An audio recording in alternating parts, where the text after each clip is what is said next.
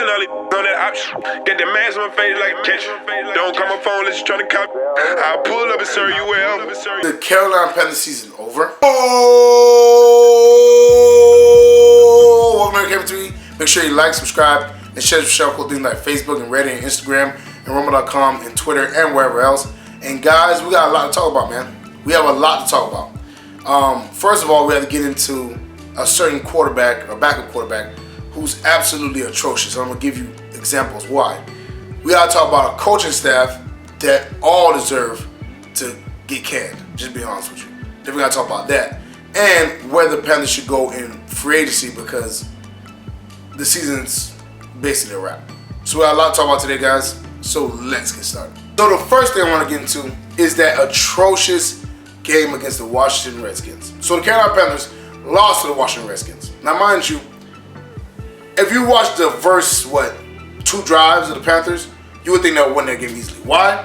Because the Panthers, Kyle Allen and the rest of the team, walk down the field, score a touchdown.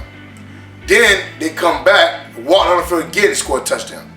But from that point on, they did not score another touchdown till like late in the fourth quarter. They got shut out completely. It was just punt, interception. They played like crap. And Kyle Allen obviously is the main cause of that because he's a quarterback. He has to take responsibility for that. So let's skip all the way to the fourth quarter. Now the Panthers are making a heroic drive. You know what I'm saying? They go down, they score finally, right? All right, now it's like 29, whatever. So the Panthers need to get the ball back. They gotta stop. They get the ball back, and they start driving.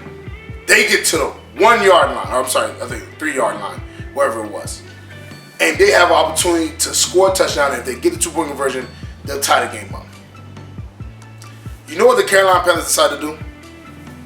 This is they have all 4 downs now. All 4 downs. They got enough time on the clock.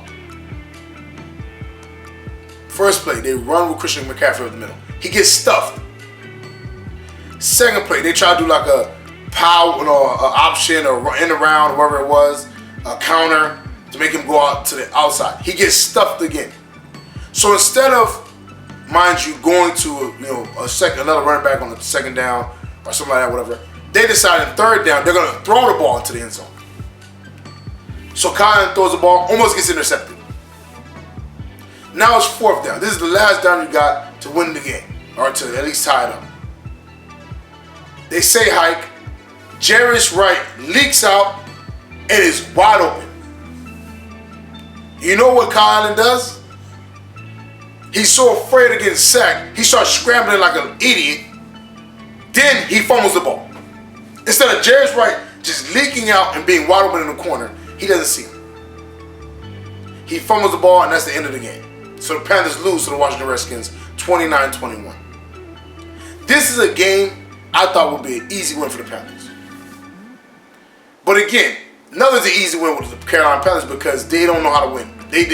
Everybody was so sold on Kyle Allen for the 4 games he won. Oh man, he beat the Cardinals. Oh, he beat the Houston Texans when they weren't right. Oh man, he beat the Jaguars. He beat this team. He beat that team. And now look, they're on a 4-game skid. I think they lost to San Fran. They beat the Titans.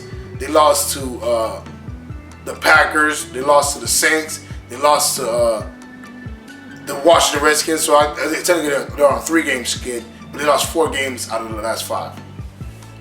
The Panthers don't even look like a playoff team. They probably won't sniff the playoffs. Now mind you, it was a long shot for them to make the playoffs anyways, and I didn't think they won't make the playoffs. But I didn't think they were going to end like this either. The Panthers have a lot of issues. And the number 1 issue is that backup quarterback, Kyle Allen. He is not who everybody thought he was. Everybody was like, oh man, they should get rid of Cam. Oh, Deion Sanders was talking to him. Hey man, what are you doing? Amazing things. Everybody's like, oh man, I think Cam's time is up in Carolina. All this crap. And now this kid has been trashed the last, 4 or 5 games. He started off not throwing an interception. Then he threw 9 interceptions in 4 games. Then he had 3 touchdowns, 0 interception game against the Saints. Then he's, 1 interception, I think 3 touchdowns, whatever. We don't know what he is. He's up and down every week. Every week he's up and down. The Carolina Panthers have a lot of issues. And the number one issue is Kyle Allen, because he should have seen Jarius Wright in the corner. He should have seen Jarius Wright in the corner. He was wide open. But he was so afraid of getting sacked that he didn't look and find his open receiver. That's what you get when a backup quarterback. And the second thing I want to talk about is Ron Rivera. Now, everybody watch my videos, y'all know I like Ron Rivera. I like Ron Rivera a lot. I like him as our head coach. I thought he was our best head coach that we had so far. I like Ron Rivera. I think he's a good coach. But he needs to be fired. He needs to be fired. I'm going to tell you why he needs to be fired. There's multiple reasons, mind you, whatever, you know what I'm saying. Him not being good at late game situations, which is proven, because obviously David Tepper hired somebody else to do some of the things that Ron Rivera did or does as a head coach because of his ineptitude in late game situations. He's not good at it, just to be honest with you. I think the teams kind of stopped listening to his voice. You know what I'm saying? I think he doesn't have that same impact that he used to have. I think his coaching staff is nowhere near as good as people make it seem. Well, I'll get into that. But the reason why I say he should be fired after this game is because Ron Rivera had 4 opportunities, to learn from this mistake. Or 3 technically, because this is the 4th. Against Tampa Bay, we was at the goal line. It was 14-20. Instead of putting a bigger back, because obviously Cam was dealing with the foot injury, instead of putting a bigger back, he runs the end around with Christian McCaffrey. He gets stopped by Vernon Hargreaves. That's once. The second time, against Green Bay, almost had an opportunity to tie it up. It was 16, I think 24. He runs up the middle with Christian McCaffrey. He gets stuffed. That's twice now. We lose that game. Against the Saints, who was in the red zone, he gets stuffed. Christian McCaffrey gets stuffed again. That's 3 times. So that's 3 times this happened. The 4th time, against the Redskins, instead of putting in Mike Davis, who you just signed him, he's a bigger back. Instead of putting Reggie Bonifant, instead of putting in any of these guys, obviously put George Scott on IR, bring Elijah Holyfield back, something. He does the same thing he done the last 3 times and run it with Christian and get stuffed twice. And we lose that game. Those are 4 games we had an opportunity of winning if Ron Rivera would have made the right decision, but he didn't. We wouldn't have been 5-7, we would have been 9-3. And we should be 9-3. If Cam Newton was in there, we would be 9-3. But I can't blame Cam Newton not being there. I have to blame the head coach for not making the right call, because you know Christian is a great running back. We all know that. And nobody's doubting Christian McCaffrey. But what I'm saying is, we've seen through multiple opportunities that he's not good at goal line runs. He doesn't push the power well. And that's fine. That happens. There's tons of smaller backs that are not great at goal line situations. That's why a lot of teams have 2-back systems, where they have a bigger back and a smaller back. When we had DeAndre Williams and John Stewart, that's what we did. We had John Stewart and Mike Tolbert. There's multiple times where we had multiple backs. This situation, Christian McCaffrey is a baller. Why don't you put Alex Armah in? Why don't you put Mike Davidson? Why don't you put Reggie Bonifant in? Somebody's bigger who can push the power and get into the end zone. He doesn't do it. He doesn't do it. That in itself is the reason why he should get fired. Because David Tepper said he don't want mediocrity. And this is the epitome of mediocrity. You're not learning from your own mistakes, bro. You made this mistake early in the season and you're still making the same mistake. Now they're talking about the goal line situation haunts them. No, it doesn't. It's very simple. You just don't want to fix it. That's the problem. Put in a bigger back. Put in somebody else that's going to push the power. But you don't do that. You put in Christian and you want him to figure out a way to get into the end zone when he's... Listen, Christian is very good at hitting holes. He's very good at running over, linebackers when he's in space and has a head full of steam. But when it's, bumper to bumper, basically, when the O-line and the D-line are right there and he can't really get a crease, you need somebody who's strong enough and can drive with their legs to push the power. I mean, one of the touchdowns, he got dragged in by the lineman. That just goes to show you. But Ron Rivera has not done it. The whole team, the whole coach staff needs to get fired. Norv Turner's not living up to the billing. John Massico. Everybody says John Massico is a good O-line coach. Well, guess what? The Carolina Panthers O-line passing wise, ranked 27. Kyle Allen was getting sacked like crazy last game against Washington. So to me, it's like, how are you so good when we get lineman after lineman after lineman? We got Greg Little, we got Dennis Daly, we got Taylor Moton, we got Trey Turner, we got all these linemen, and you still can't have a good line. He has to get fired too. I don't believe him. He's a good O-line coach. I don't, because I see other teams like the New England Patriots who have a mismatched line and they find a way to protect Tom Brady. I see teams like Green Bay. Aaron Rodgers is always protected. There's a lot of teams that's always protected, but our team, no matter who we bring in, no matter what we do, we get our quarterbacks getting sacked. So the whole lot of them, North Turner, Eric Washington definitely needs to get fired. He hasn't been doing nothing since last year. Fire him. Fire Ron Rivera. Fire North Turner. Fire Marty Herney. Fire John Massico. Fire all of them. They're not living up to the billing. The secondary coaches, what are they doing? The secondary in the beginning of the season were playing good, and now look at them. They can't stop anybody. The whole lot of them need to be out of there, man. And I think David Tepper's going to do it. And finally, because the season is basically a wash, I'm going to talk about what I would do if I was a new coaching staff. Because obviously I think Ron Rivera and all of them are going to get fired after this season when I come in. If I was a new coach, I'm on a cutting spree. I'm cutting everybody. I can already tell you like 4 or 5 people I'm cutting off top. I'm cutting down Tari Poe. His dead money, the savings we'll get on his dead money is $9 million. He's cut. Especially coming off an injury. I'm definitely cutting him. I'm cutting Jarius Wright. That'll save us $3 million.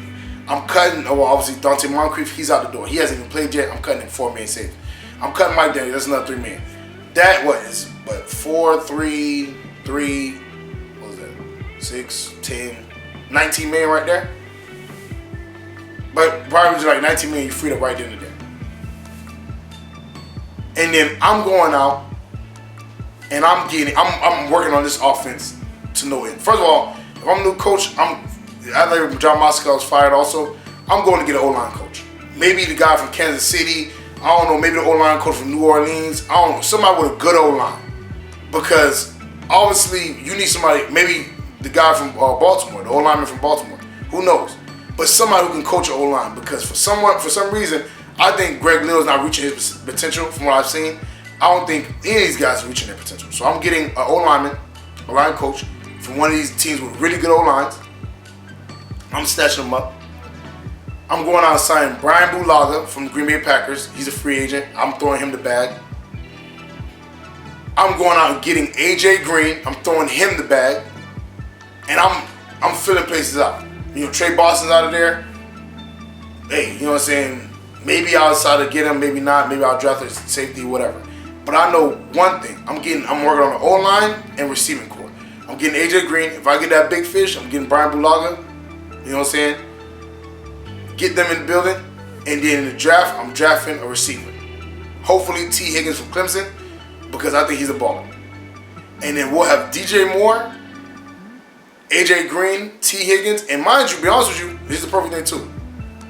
Maybe we keep Curtis Samuel and do four receiver on wide. I think Curtis Samuel will do way better in the slot roll or something like that. But I'm working on my O-line. I'm working on my offense completely. The defense, we'll get some guys in the later rounds of the draft. You know what I'm saying? To help out the defense.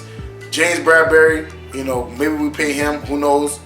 If we don't, maybe we'll get, you know what I'm saying? We'll try to find somebody else. Maybe, you know, re-sign James if you want to take a smaller deal. Re-sign Shaq. I think Shaq's a good player. But for the most part, I'm not really changing much on defense. I'm drafting a safety. You know what I'm saying? Maybe in the second or third round. You know what I'm saying? To get him in the building. The O-line I'm working on. I don't know how they're gonna do it, but I would get somebody who could coach up an O-line. Because I think Greg Little could still be a good left tackle. I just think the situation he's in is not winnable.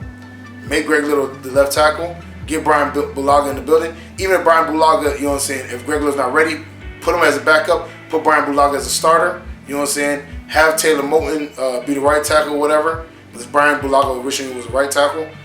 Put Dennis Daly, you know what I'm saying, at left guard. And we stuck with Mac Paradis. So I would rebuild that whole O-line. Because to be honest with you, that's what matters. We still got Christian. Get some receivers on the outside.